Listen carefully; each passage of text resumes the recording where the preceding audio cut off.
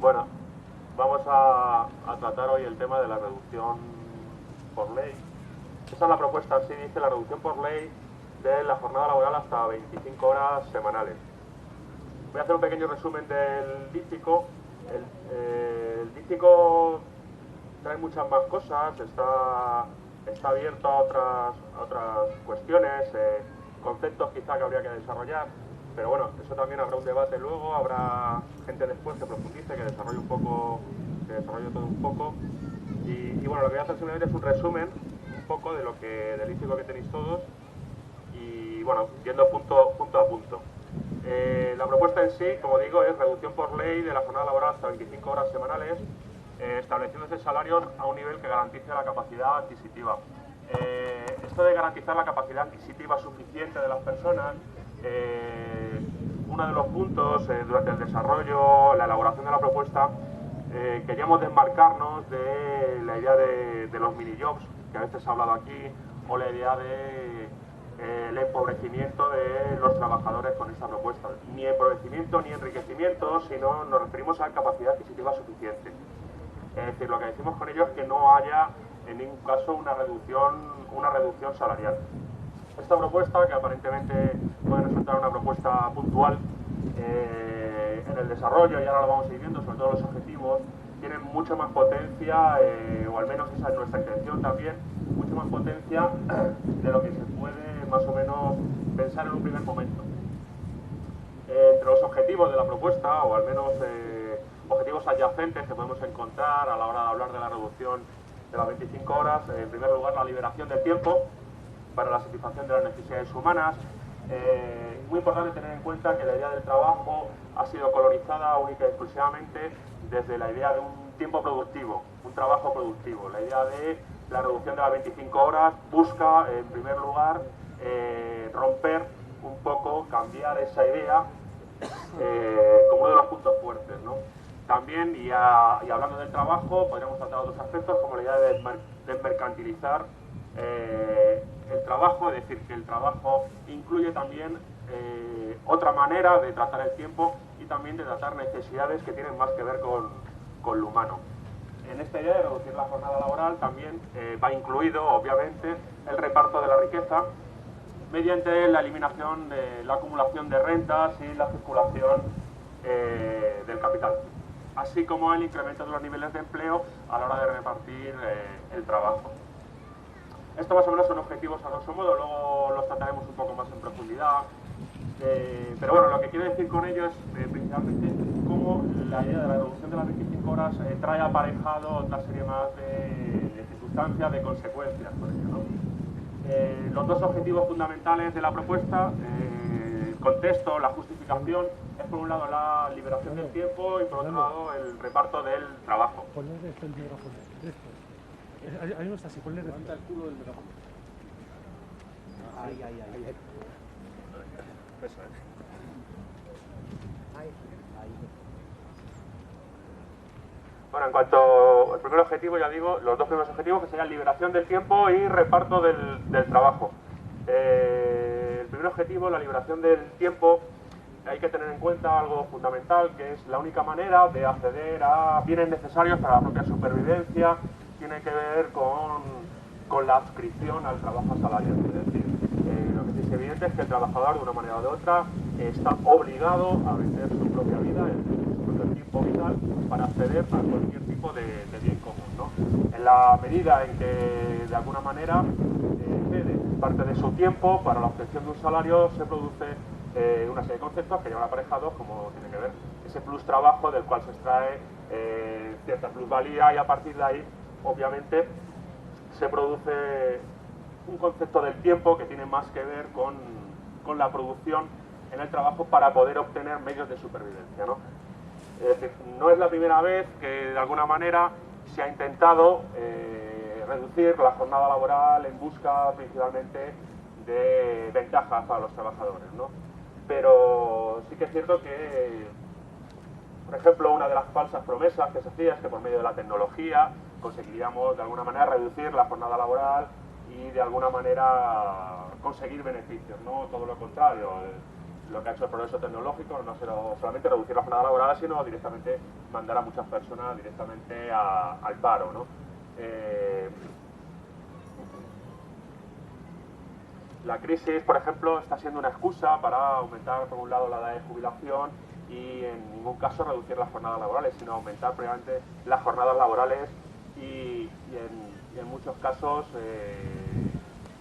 es beneficioso que puedan tener lo que llamamos un ejército de trabajadores a su disposición. Es decir, la idea de que las políticas económicas están orientadas al pleno empleo, podríamos decir que no es cierto. O sea, lo que realmente interesa principalmente es que haya una masa trabajadora importante, ¿no? Es decir, siempre a disposición del capital, ¿no?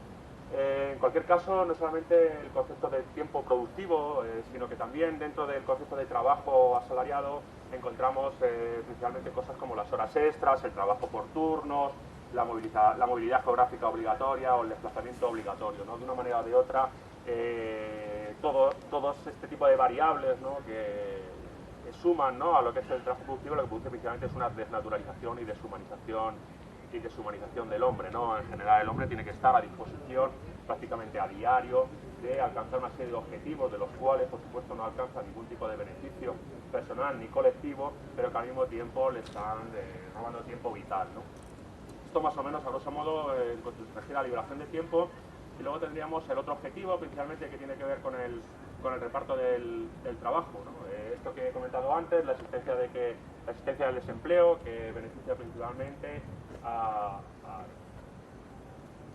al empresariado, ¿no? Principalmente porque consigue que los salarios se queden a la baja y, por supuesto, los propios derechos de los trabajadores sean inexistentes, ¿no? Es decir, esta política económica lo que conlleva principalmente es a un proceso de crisis, un proceso de exclusión social y de pobreza. En cuanto al reparto de trabajo, no queremos referirnos únicamente al trabajo remunerado, sino también entendemos que hay otra serie de trabajos, no son solamente los remunerados, ¿no? Trabajos que tienen que ver, por ejemplo, con los cuidados, ¿no? O trabajo de la acción política, ¿no? O trabajos que de alguna manera, si verdaderamente creemos que debemos cambiar el entorno en el que nos movemos, quizá sea necesario disponer de ese tiempo, ¿no? Ese tiempo que ahora mismo está completamente colonizado, ¿no? Entre el reparto del trabajo también hay una paradoja que entre los peores trabajos, ¿no? Los trabajos más penosos a menudo son los peor pagados, ¿no? Cuando resulta que los trabajos quizá que hacen más daño o que pueden causar mayores problemas para el colectivo, no sé, los especuladores son trabajos mejor pagados, ¿no? Es decir, es muy importante empezar a ver ese tipo de trabajos como trabajos que deberían ser mejor retribuidos y ser tenidos en cuenta. Es decir, el reparto del trabajo es también un reparto de una serie de cualidades que lleva aparejado el concepto habitual, ¿no? También hablamos de la eliminación de instituciones y organismos que favorecen la circulación y acumulación de capitales, así como instauración de sistemas fiscales para redistribuir la riqueza y promover el acceso universal a los bienes comunes. La idea de que ciertos espacios de la vida sean desmercantilizados, que no es cualquier cosa, porque en general la mayor parte con este proceso de privatizaciones con el que nos hemos ido encontrando y demás, es una manera de no solamente ya el concepto de trabajo, el reparto, el tiempo, sino también ciertos servicios públicos y bienes comunes que han sido privatizados, ¿no?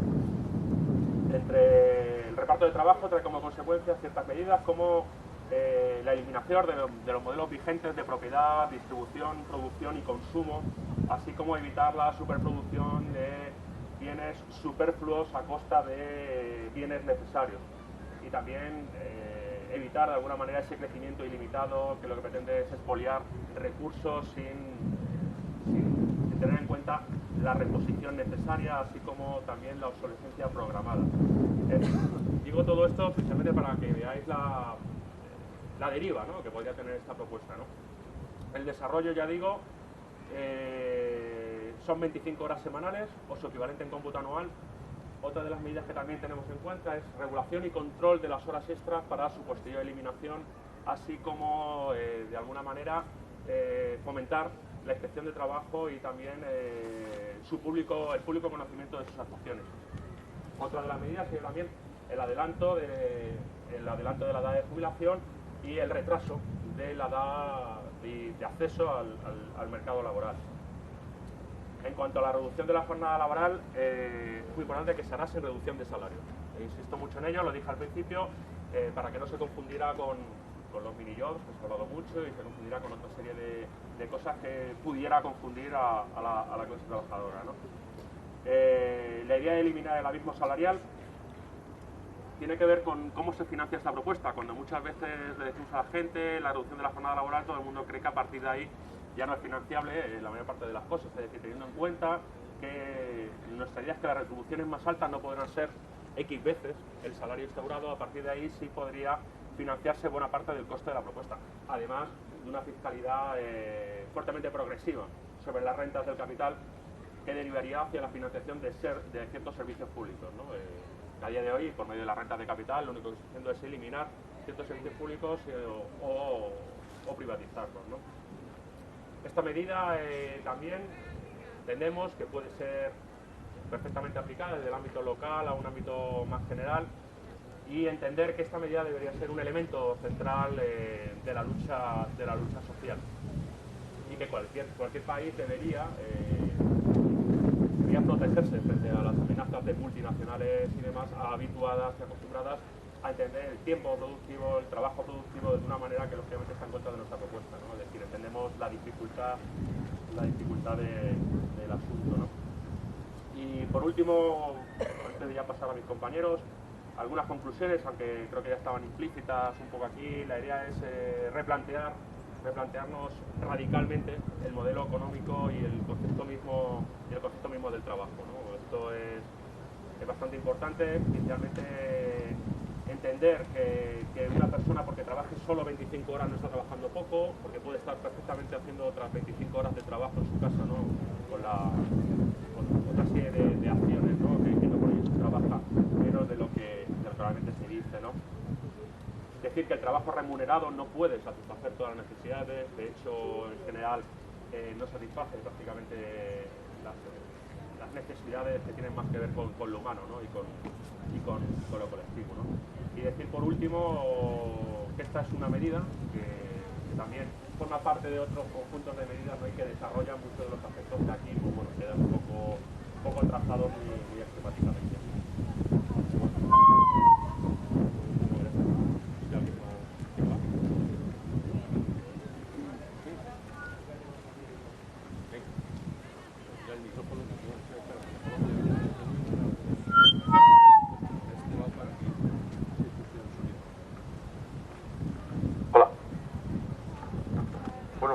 Ha resumido efectivamente la propuesta que hacemos, y que podéis ver también en las páginas web de nuestras organizaciones, en concreto del Grupo de Trabajo de Economía del 15M.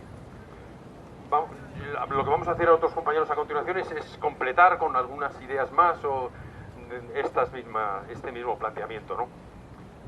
Yo creo que es conveniente partir primero de qué es el concepto de trabajo, ¿no? O sea, porque claro, esta propuesta la gente puede decir, bueno, es demasiado optimista, es una locura, es una utopía, ¿no?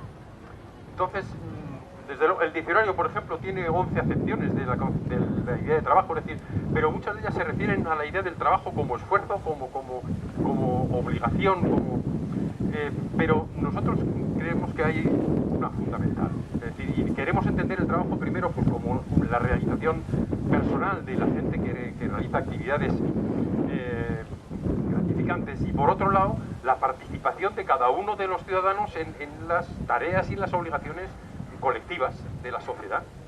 Y en ese sentido es en el que nos planteamos también cuando él hablaba del reparto del trabajo, es decir, de que una sociedad organizada de manera justa no debería, debería permitir, es decir, nadie se debería permitir la idea de escaquearse de las tareas, tanto las tareas que se entienden como domésticas o como tareas de reproducción o de atención entre nosotros, como en general de las tareas que normalmente se habla de trabajo productivo, ¿no?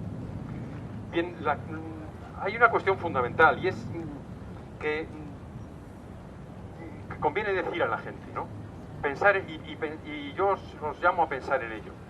Todas las cosas que nos rodean, nuestros objetos, todas las cosas que nos rodean son el producto de la mezcla entre la naturaleza y el trabajo intelectual y físico de los seres humanos. Es decir, todo, ¿eh? Es decir, cuando uno está en una fábrica haciendo una cosa, la máquina es en definitiva una cosa que han hecho otros, esa máquina es la suma del trabajo realizado por los de los altos hornos y ese material es el trabajo realizado por los mineros. Es decir, todo lo que tenemos a nuestro alrededor es la suma de trabajo y naturaleza. Y el sistema económico que tenemos es un sistema que se apropia de todo. Se apropia del trabajo, convirtiendo el trabajo en un elemento alienante y de explotación, y se apropia también de la naturaleza. Es decir, cuando hablamos de la reducción del trabajo lo debemos de plantear de dos maneras. Una, bueno, lo que es la reducción del trabajo de cada uno, y por eso hablamos de una reducción de la jornada laboral, pero es que es también en esa idea de que el trabajo del hombre, es decir, la actividad humana es la que modifica la naturaleza, y que en este sistema está actuando de manera depredadora y con enormes peligros para el ecosistema y para el futuro de la vida, pues nos tenemos que plantear que efectivamente el desarrollo científico y técnico, es decir, está llevando a unas posibilidades de incidencia del hombre sobre la naturaleza, que eso podemos llamar de trabajo, de tal manera que están poniendo en peligro todos los equilibrios. Entonces, hoy, con esas posibilidades científico-técnicas que llevaba a Keynes en el año 1931 a vaticinar para finales de siglo, es decir, para estas mismas fechas, que la jornada laboral podría ser de 15 horas. 15 horas era la propuesta y la previsión que tenía Keynes para el futuro del trabajo productivo derivado de los desarrollos científicos y técnicos. Y sin embargo eso no ha sido así. Entonces, realmente lo que nosotros planteamos es que hay capacidad sobrada hoy en día, gracias a esos desarrollos de la ciencia y de la técnica, para producir bienes y servicios para el conjunto de la humanidad. Para el conjunto de la humanidad, es decir, incluso para todos esos pueblos que están en estos momentos explotados fundamentalmente y no desarrollados, es decir, y oprimidos más que otra cosa, no por los demás, ¿no? Es decir, para el conjunto de la humanidad, y que por tanto la incidencia del trabajo tal y como lo entiende el sistema, es decir, un trabajo que permite el derroche, como aquí ha dicho el compañero, un trabajo que está planteado para la obsolescencia programada de los objetos, en definitiva para el consumismo, de modo que vivimos trabajamos para consumir y vivimos para trabajar. Es decir, esa situación es una situación que realmente puede, desde el punto de vista global y planetario, puede perfectamente y debe perfectamente reducirse de manera drástica.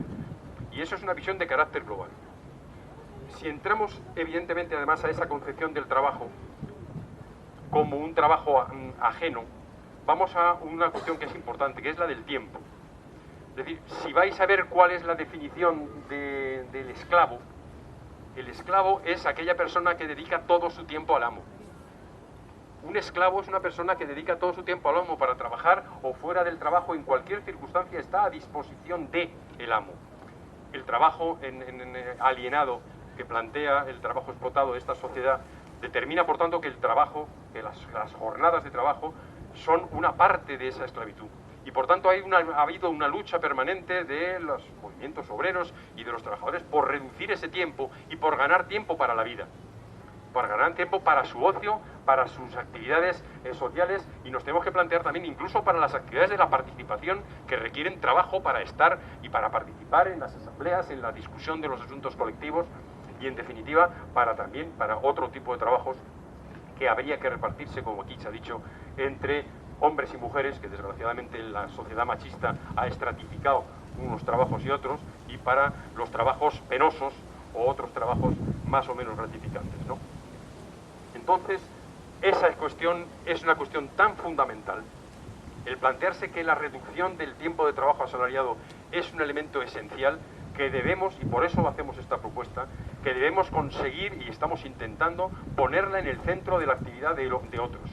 Es realmente incomprensible cómo el movimiento sindical y los partidos de izquierda no entienden que hoy en día la reducción del tiempo de trabajo está completamente detrás y es la clave de la propia reducción de los derechos laborales y de los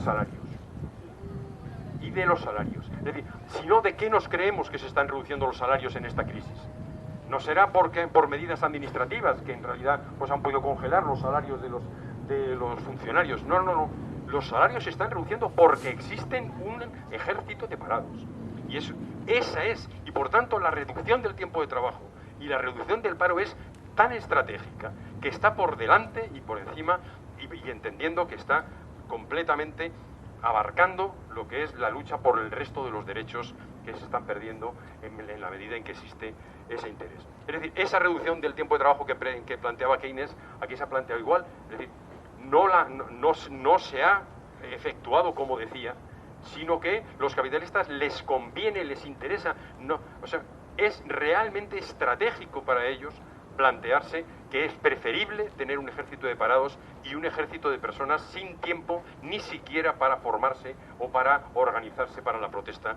¿Cómo podemos defender una sociedad en la que la mitad está sin poder tener acceso a lo que se llama conciliación de vida laboral y familiar, con problemas psíquicos y de todo tipo por el exceso de trabajo, y la otra mitad de la sociedad con problemas derivados de su condición de parado? Con una, en el fondo, falsa, y que deberíamos de luchar contra ella, expectativa de estar marginado de la sociedad. Es decir, eso es algo tan injusto que debería de mover en mucha mayor medida la lucha de la gente, ¿no?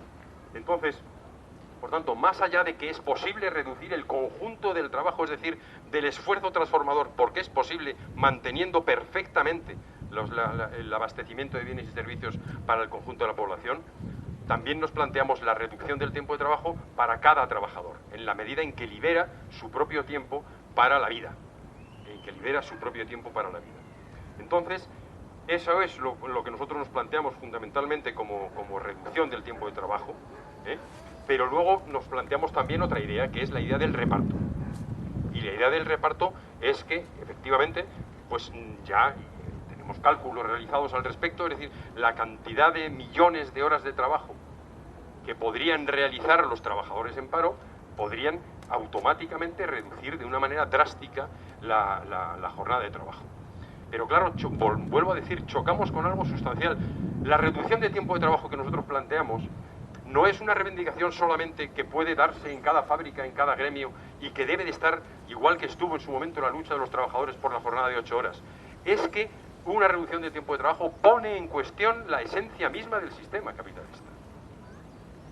Es decir, demuestra la discusión que nosotros estamos promoviendo, demuestra la irracionalidad y la locura en todos los sentidos, tanto para el ser humano como para el conjunto de la naturaleza, del propio sistema que transforma lo que nosotros entendemos que es, bueno, pues la aportación de cada uno según sus posibilidades al bien común y a las tareas que son necesarias para satisfacer necesidades, transforma eso sencillamente en una mercancía.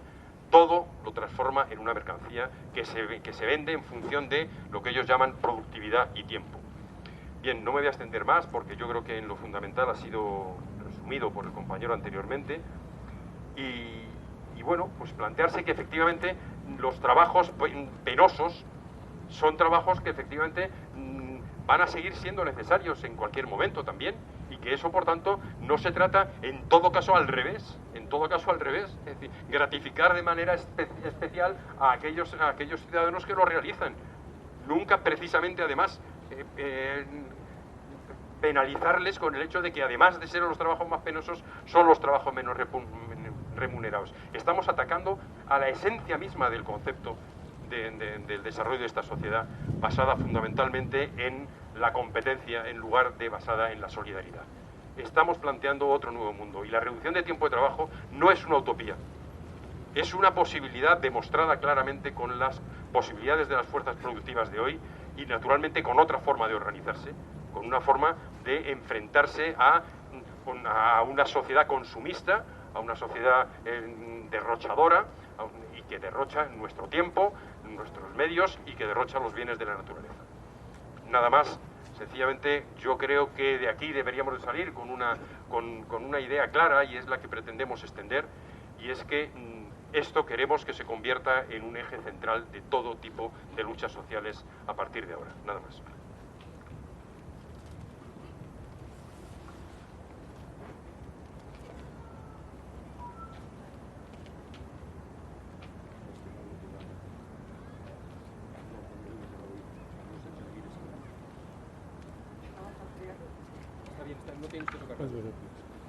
Bueno, hola a todos. Soy Teresa y participo en el... ¿Perdón? Que soy Teresa y que participo en el grupo de trabajo de Interbarrios Economía. Bueno, mi exposición va a ser breve y se va a tratar de un ejemplo concreto de qué sucedería, de qué sucederá cuando se aplique esta propuesta nuestra de las 25 horas de trabajo semanales. Y para ello hemos cogido un ejemplo de un sector muy concreto, que es el sector comercio. En las cifras que voy a dar, tened en cuenta que en el sector comercio se excluye la hostelería, que imaginaros si transponemos las cifras que voy a dar a la hostelería, que la hostelería no es el bar de la esquina ni la cafetería ni nada, la hostelería son las grandes cadenas de hoteles, son los McDonald's, etcétera, etcétera. Entonces, se excluye hostelería, se excluye también de este comercio el comercio ambulante, el comercio de los mercadillos, que supone unas 74.000 y pico personas, casi 75.000. Y teniendo en cuenta que el sector del comercio no es lo que ha sido toda la vida, es decir, la mercería de Pepita, que va desapareciendo incluso de los pueblos y pequeñas capitales, el sector del comercio está actualmente completamente monopolizado por las grandes cadenas. Las grandes cadenas que ya nos vienen a la cabeza, que son Mercadona, que son Inglés, que son los Pricas, que son los Días, que son los Decathlon. Entonces, es un sector que hemos elegido no porque deseamos que crezca y que se incorporen muchos trabajadores a él, porque es un sector muy ligado al consumo masivo, por lo tanto depredador. Es un sector depredador de mentes, porque nos quieren convertir a todos casi genéticamente en consumidores, y depredador de vidas. Hemos elegido ese sector por facilitarnos los cálculos. ¿Por qué? Porque es un sector en beneficios. Incluso a mitad de la crisis han crecido sus beneficios. Porque es un sector intensivo en mano de obra. O sea, la disminución que han tenido las grandes cadenas de trabajadores, de plantilla, ha sido prácticamente nula, un 0,3. Es un sector que además tiene unas inmensas diferencias salariales entre los directivos y el resto de los trabajadores. Es un sector además que tiene un fortísimo, evasión fiscal. Bueno, la tienen todos, pero este la tiene. Y luego, por otra parte, tiene un horario de trabajo muy fácilmente divisible y muy estandarizado, que suele ser de 8 a 3 y 3 a 10. Voy a desglosar estos distintos ámbitos. O sea, un sector como el del comercio, que es ligado al gran consumo, no deseamos que crezca porque, aparte de ser depredador de mentes, como he dicho, es depredador de trabajadores. Todos sospechábamos o sabíamos lo que sucedía en Bangladesh con las fábricas textiles ligadas a Zara, ligadas a Mango, ligadas a los que hacen bolsos, a los que hacen de todo este tipo de cosas. Pero hasta que no sucedieran los incendios, yo creo que la mayoría de la gente no se enteró en qué situaciones de esclavitud vivían esos trabajadores. Pero también el agricultor que vende 10 kilos de zanahorias a 0,87 en origen, y luego como compramos nosotros el kilo, pues a ese mismo precio, es decir, que es depredador de muchos sectores. Bueno, es un sector que está en beneficios.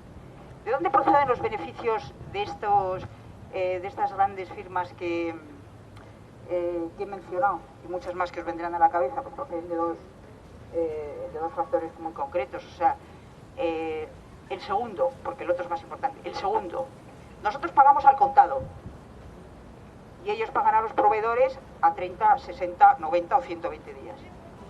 Eso supone una masa de dinero en circulación que va al mercado especulativo inmensa, y donde obtienen grandes beneficios.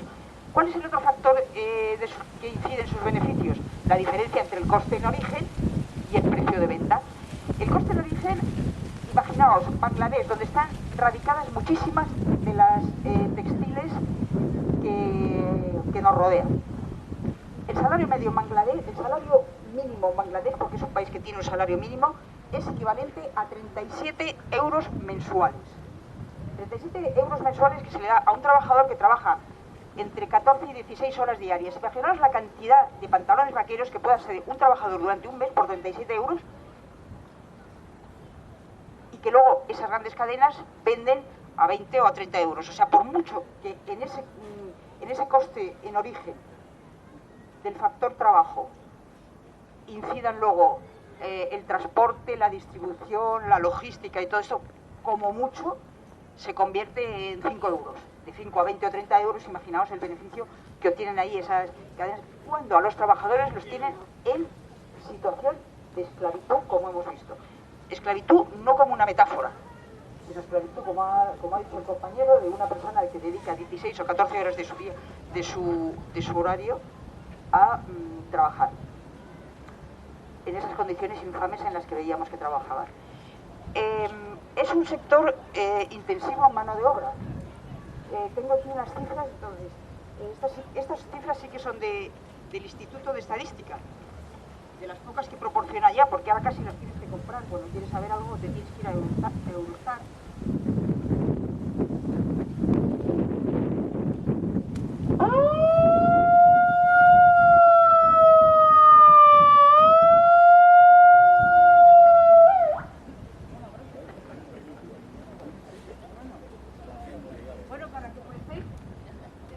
Para que prestéis atención a la cifra esta. O sea, actualmente en España, en ese sector del comercio, que está monopolizado por las grandes cadenas, hay 2.986.852 trabajadores.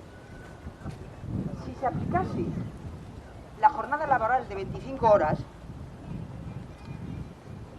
haciendo una sencilla regla de 3, que no sé dónde la tengo, pero que la tengo aquí, así.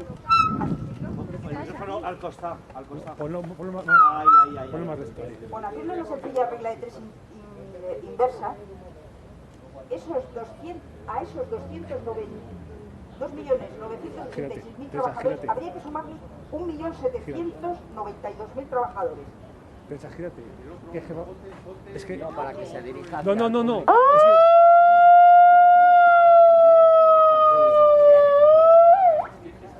Espera, Teresa, vamos a ver. A ver la tecnología. Oye, colócate ante la cámara porque no se te va a escuchar. No pones y no pongas el micrófono antes que Bueno, venga. Vamos a ver. Bueno, es decir, que aumentaríamos el número de trabajadores en 1.700.000, lo cual, imaginaos esto, si lo transponemos a otros sectores, como son el sector de la hostelería y otros intensivos en mano de obra, pues sería prácticamente absorberíamos una masa de parados inmensa, por lo tanto no habría esa presión de las que han hablado los compañeros, etcétera, etcétera. Vamos a ver, por otra parte, las desigualdades salariales en este sector son bestiales. El sector que más desigualdad salarial tiene entre directivos y mano de obra es el sector farmacéutico, seguido del sector seguros, banca, comercio, telefonía y energía. O sea, más o menos por ese orden. ¿Y cuál es cuantitativamente la diferencia entre el 97% de los trabajadores y el 3% de directivos? Pues es que un trabajador de esos del 97% gana aproximadamente, con bastante aproximación, al mes entre 800 y 1.000 euros brutos, los 12.500 euros al año. Y un directivo gana unos 320.000 euros al año. Vamos a ver. De este segundo sector no hay datos oficiales, naturalmente. ¿Por qué? Pues porque la mayoría lo cobran en bonus. ¿Bonus qué son? Pues son gratificaciones ligadas a la productividad. La productividad dudosa, que se da sobre todo a los departamentos comerciales. No se da a los departamentos jurídicos, por ejemplo, salvo que ganen un pleitazo, que entonces se les forra. Entonces, pero sí las revistas especializadas de economía dan muy pormenorizadamente la retribución de ese 3% de directivos. Ese 3% no nos lo hemos inventado, ese 3% ha sido fruto de estudiar los organigramas de estas empresas, que están establecidas en multitud de puntos del universo mundial y tienen, bueno, pues unos organigramas que es el 20%. Vamos a ver. La retribución, o sea, ¿qué justifica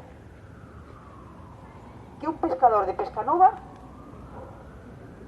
con el trabajo tan penoso que conlleva, gane unos 1.000 euros brutos al mes y que el presidente gane lo que ¿qué justifica que un barrendero de Fomento de Construcciones y Contratas gane lo que gana y su jefa máxima, la señora Koplovich, gane lo que gana? O sea, si la señora Koplovich está 15 días en huelga, no se entera nadie. Bueno, ¿y qué dejaría de hacer? Pues comprar Picassos y darse masajes, pero bueno, no, ya no sé yo su vida privada, pero bueno. Pero, por ejemplo, en el sector del que nos estamos ocupando, Pablo Isla, director general de Zara, vamos, de Inditex, hasta diciembre de 2012. Ganaba como director general 9.130.000 euros. Millones de euros, no millones de pesetas, millones de euros. Con el pico del pico, es decir, con esos 30.000 euros, podía vivir tranquilamente y vivir una familia. Pasó a presidente y empezó a ganar, en enero del 2013 ya, va a ganar 17,5 millones de euros al año. Esa brutalidad, porque hay que tener en cuenta que una gran empresa, o sea, yo he trabajado en grandes empresas, en medianas empresas y en medianas empresas. Entonces, la gestión de una mediana empresa es infinitamente más trabajosa que la gestión de una gran empresa, que tiene prácticamente todo estatificado. ¿Qué pasa? Que los directivos de las grandes empresas emplean el 90% de su tiempo en luchas de poder. Lo he presenciado y mientras los demás trabajábamos ellos. Entonces, no hay absolutamente nada que justifique esa brutalidad, porque además, esta gente que percibe esos salarios de 320.000 es la media de los directivos, porque luego no están incluidos los presidentes en este cálculo. Sí, los consejeros delegados y los directores generales, naturalmente. Esos 320.000, una vez que se han satisfecho las necesidades normales y se ha ido a safaris y se ha comprado un barco y se ha ido de cacería con ministros o con quien sea, pues ¿a qué lo dedica? A la especulación financiera. O sea, que además de ser injusto y de ser miserable, va a parar a la cloaca esa de la especulación. Bueno, entonces, la financiación de esta medida sería, por una parte, lo que ya han explicado algunos compañeros, esas diferencias salariales que no tienen ninguna justificación ni técnica, ni teórica, ni ética, tienen que desaparecer, como mucho. Además es que para esto no hace falta tomar la Bastilla. No hace falta tomar la Bastilla porque en países tan poco sospechosos de capitalismo como son Holanda y Suiza se lo han planteado. Efectivamente en Suiza no ha salido porque la mayor parte de la gente se dedica más o menos a la especulación y dice que me quede como estoy, ¿no? Que no deje de ser un paraíso fiscal. En Holanda sí se redujo el abismo salarial, pero con una ley de maquillaje. Pero eso no importa. Lo que importa es que el debate ya está en la calle. El otro día Esquerra Republicana de Cataluña dijo que esto era un disparate, lo del abismo salarial que se da en las grandes empresas. Es decir, que es un debate que nosotros tenemos que potenciar porque trae consigo todo lo que han dicho los compañeros. Bueno, pues parte de la financiación vendría, por lo tanto, de la reducción de ese abismo salarial. Los directivos ganarían pues lo que es equivalente a su trabajo, se les haría una concesión de ser 2 o 3 veces más, pero para empezar, porque no tienen por qué uno que descarga bordillos para Fomento de Construcciones ganar lo que gana, el bordillo de piedra, y el presidente, el consejero delegado, ganar la millonada que gana. Bueno, pues yo creo que ya, yo creo que ya está el asunto. O sea, se crearían puestos de trabajo, por cierto. que claro, estas empresas, nosotros nos compramos los pantalones vaqueros donde queramos, pagamos aquí y tributan en Irlanda, en Panamá o en las Islas Caimán. Es decir, que de ahí detraen una cantidad de recursos que deberían ir a la financiación de servicios comunes, lo cual aumentaría la renta del trabajador y no solo su salario, de modo que las dos grandes fuentes de financiación de esta medida serían, porque por cierto los trabajadores, los trabajadores, ese 97% no solo no disminuiría su salario, sino que en estos cálculos está previsto que al menos ganen el salario medio actual en España, que son unos 1.370 euros.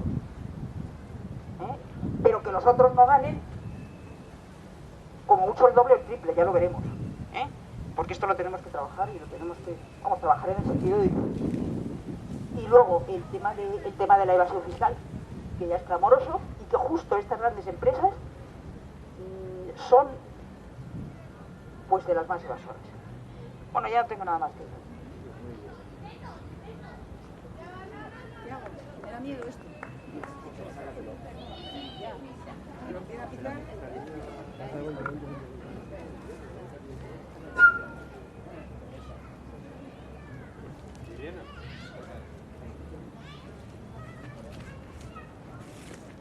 Bueno, vamos a dar ahora lugar al debate, a las preguntas o los comentarios que queráis hacer sobre la propuesta. Solamente decir que nosotros hemos iniciado esa propuesta porque partíamos del absurdo, que es millones de personas en el paro queriendo trabajar y unos cuantos absolutamente explotados en jornadas de más de 10 horas diarias. Ese absurdo que saltaría a la vista de cualquiera que nos mirara desde lejos, cualquier marciano que viniera y nos viera en estas condiciones diría qué especie más absurda la que tenemos. De la misma forma que el hecho de que unos pocos acumulen recursos probablemente que alimentarían a unos cuantos millones también, y que sean unos pocos los que pretendan mantener ese sistema de apropiación y de acaparación. Pues por todo eso nosotros habíamos elaborado primero una propuesta, que es una propuesta de fiscalidad. Esto es Interbarrios de Economía, es decir, es una asamblea compuesta por personas que participan en otras asambleas del 15M, no solamente la Asamblea de Economía, sino de otros pueblos y barrios, y por eso se llama Interbarrios de Economía. Y en esta asamblea, desde hace más de 2 años, hemos venido desarrollando, empezamos por 20 y tantas propuestas, pero en Interbarrios hemos profundizado en 2. Una concretamente sobre fiscalidad, que la podéis encontrar en los lugares de la página web de Toma la Plaza. Allí está, hay un wiki y luego os daremos las direcciones concretas donde podéis bajar la propuesta de fiscalidad, porque ninguna de estas propuestas puede entenderse aisladamente a las otras, o sea, tienen que entenderse como propuestas complementarias. No podríamos estar planteando ahora la propuesta de reducción de jornada laboral de 25 horas sin haber abordado asimismo una propuesta en materia de fiscalidad. De la misma forma, tendremos que ir desarrollando otras propuestas que tendrán que ver también y que serán a la vez complementarias de estas que os acabamos de presentar. Entonces, nada, cedo la palabra a quien quiera hacer algún comentario o pregunta y seguimos con esta jornada.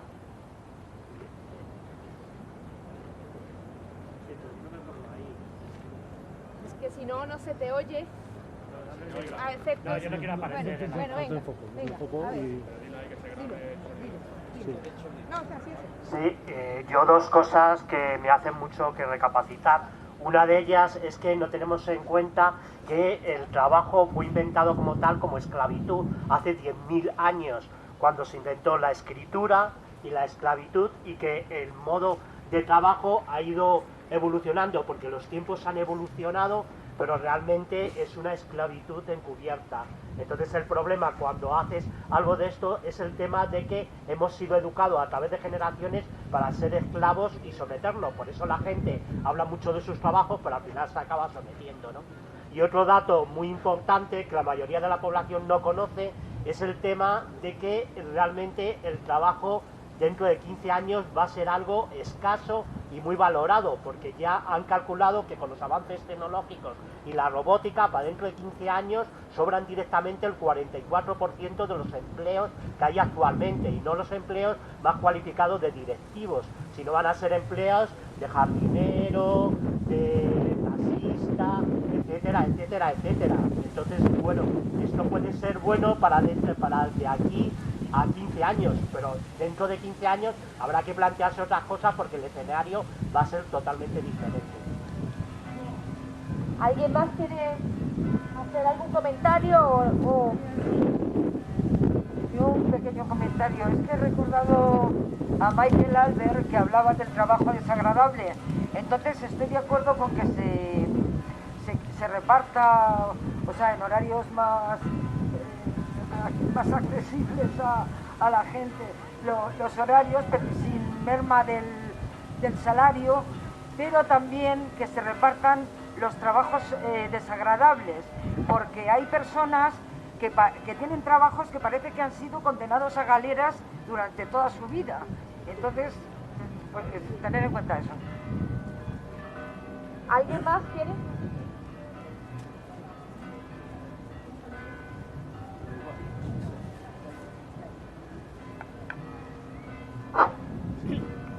Bueno, yo... ¿Me oís bien? ¿Me oís bien? ¿Sí? Bueno, lo que yo voy a plantear tal vez sea un poco... ¿Perdón? Que digo que lo que voy a plantear no es nada... No voy a descubrir nada. Ya yo creo que todo lo que se ha dicho aquí forma parte de algo que ya se ha descubierto desde hace mucho tiempo. Desgraciadamente lo que ocurre es que, bueno, parece ser que es necesario volver a machacar sobre todas estas cosas. A mí estas cosas, sinceramente, me suenan, o sea, para mí son obviedades, ¿no? O sea, son ideas tan básicas que yo incluso me planteo cómo es posible que no haya muchísima gente que estuviera aquí, pero en definitiva, yo pienso que siempre somos los mismos.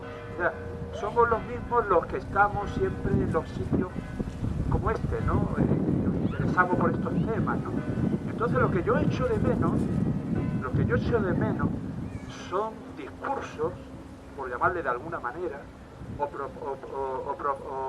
propuestas encaminadas a cómo organizar la manera de que la gente se vaya sumando a esto y siempre esto sea, en vez de ser un grupo de 15, 20 o 30 personas, cada día se vaya incrementando de tal manera que como una mancha de aceite.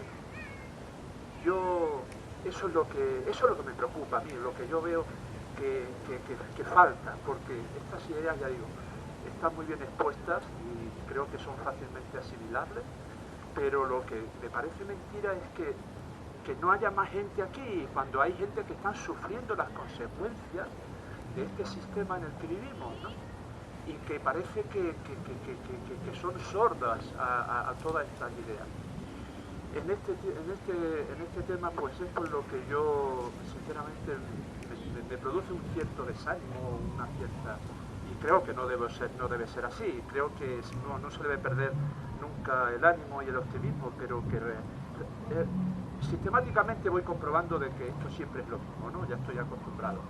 Pero que me gustaría que alguien, o esto de alguna manera aquí, pues lo mismo que se han hecho unas exposiciones economistas o economicistas del sistema, se hicieran exposiciones de cómo organizar a la masa o cómo llegar a la masa para que la masa tome conciencia de todas estas cosas y que esto se vaya cada vez incrementando más el número. Es lo que más me llama a mí, o lo que más me atrae a mí de una manera de lucha en este caso. Porque yo creo que es muy difícil, yo creo que es prácticamente inconcebible que la gente no se plantee estas cosas, las diferencias de clase, las diferencias de ingresos, la esclavitud de otras personas en otros países, todo esto ya casi... ¿Quién desconoce esto? ¿Pero quién puede desconocerlo si con la cantidad de medios informativos que hay y que se están propagando constantemente a través de muchísimos canales? ¿Cómo se puede ignorar esto? Sin embargo, la gente Pues no. Entonces es un problema de concienciación. Y esa concienciación, pues yo creo que se tiene que manifestar o se tiene que tratar de transmitir de alguna manera para que la gente tome conciencia. Y nada más. Gracias. Sí, bueno, voy a dar paso luego al compañero que va a responder algunas de las cosas, Manolo, pero también deciros que nosotros como Movimiento 15M y como Economía Sol, pues lo que vemos es que no necesariamente tenemos que tener miles de personas en una plaza, sino lo que tenemos es que tener muchas personas en muchos sitios y que las formas de movilización son muchas y las formas de lucha son muchas. Hoy estamos aquí, otro día estamos en una manifestación, otro día hacemos documentos, otro día presentamos querellas, otro día hacemos denuncias, otro día, o sea, las formas de movilización son muchas y variadas. Y no por creer que una forma determinada digamos, no es masiva o tal, no quiere decir que no se estén haciendo cosas. Por otra parte, nosotros entendemos que estamos en un momento de cambio muy profundo. Y es verdad que las ideas y las propuestas, probablemente, y esta misma que nosotros, de la cual nos hacemos eco, pues ya estaba desarrollada hace más de 30 años y sucesivamente a lo largo de los siglos se han venido haciendo reflexiones con relación a la jornada de trabajo. De hecho, la conquista de las 48 horas, que también es un número arbitrario, tanto como el nuestro, o sea, nosotros decimos 25 horas, pues podríamos haber dicho 21, o 24, o 23, o 18, da igual. Si el problema es cómo nosotros colocamos una bandera, digamos, o esgrimimos una propuesta para la movilización. Para nosotros realmente son propuestas para la movilización. Y entonces esto no termina aquí, esto se graba, esto se cuelga, esto se difunde y esto va a tener el eco que deba tener. Es más, nuestra idea es que de aquí y a partir del vídeo y de lo que nosotros podamos grabar en todo esto, vamos a seguir con la movilización de las 25 horas. Nuestro grupo de trabajo intenta que esto tenga mayor difusión y convertirlo en una especie de campaña justamente para la movilización. Entonces, vamos, es que no se trata de desanimarnos o tal, porque la lucha hasta ahora está empezando. Estamos en la punta del iceberg de la indignación. No hemos visto absolutamente nada de la indignación que nos espera, porque las masas de parados, las masas de afectados, las masas de gente que está absolutamente jodida, pues van a ser millones en la medida en que vayamos viendo las consecuencias de lo que nos está ocurriendo ahora, de estos recortes y de toda digamos, este atentado que se está haciendo contra la gente. Solamente estamos viendo los primeros efectos. Y además, a diferencia de otras crisis, esta es una crisis que va para mucho tiempo y que realmente nos va a significar cambios profundísimos que los estamos empezando tan solo a vislumbrar. Así que preparémonos para la lucha, o sea, realmente lo que estamos aquí no es diciendo por aquí vamos a solucionar, no, nos tienen que encontrar en estos pequeños grupos y probablemente mejor que sean pequeños grupos y no las grandes masas que probablemente van a enviar a sus esbirros a disolverlas y a machacarlas. Es probablemente mejor que estemos en pequeños grupos organizados y que sepamos entre todos, con diversas formas de lucha, resistir y además plantear este tipo de batallas. Bien, bueno, estupendo. No, yo quería entrar un poco en el tema en el que estábamos del trabajo. Y es esa idea, yo entiendo lo que ha dicho el compañero, esa idea de que el trabajo es un bien escaso. Bueno, nosotros nos dedicamos también a desmontar mentiras y tenemos una campaña en esa misma línea. Es decir, lo que es un bien escaso, y es una obviedad, es el trabajo asalariado sobre la base de la jornada laboral actual. Pero el trabajo en sí mismo no es que sea un bien escaso. Es decir, más bien al contrario. Es decir, estamos en una crisis de sobreproducción del capitalismo como ya ha habido muchas.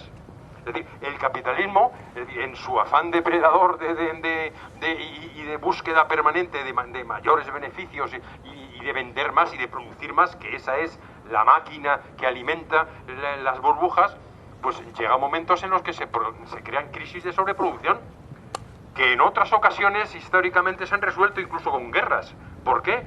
Porque las guerras son un importantísimo proceso de destrucción de bienes materiales y de oportunidad inmediata de negocio para reconstruir todas las fábricas, todos los puentes que han destruido anteriormente para volver a alimentar otra vez esa máquina. Es decir, la capacidad productiva. Incluso hace ya 50 o más años del ser humano y de las fuerzas y de las capacidades técnicas y científicas está muy por encima, y en la medida en que el capitalismo no las aprovecha, se produce lo contrario. El trabajo se plantea todo lo contrario, como un bien sobrante. Esa es la razón estratégica por la que nosotros nos planteamos que es necesario reducir el tiempo de trabajo y repartir el trabajo entre todo el mundo. Porque efectivamente estamos, y hay que entenderlo así, ¿por qué están paradas las fábricas? Si una fábrica hoy día sería capaz de producir pues todos los tornillos necesarios para... digo, la fábrica entendida como los bienes materiales y los equipamientos que hoy en día pueden ser desarrollados y puestos en marcha por un número muy reducido de trabajadores.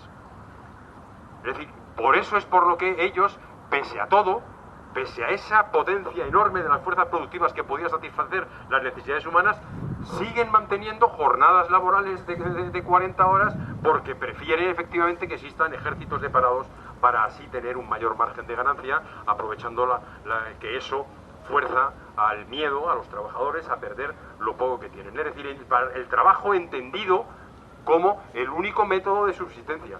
Porque el trabajo en realidad, entendido como actividad del ser humano para satisfacer las necesidades, la gente no desea el trabajo. La gente lo que desea, y la sociedad lo que desea, es que entre todos solventemos las necesidades de todo tipo, que evidentemente van cambiando a lo largo de la historia, no son las mismas las de las sociedades primitivas que las actuales.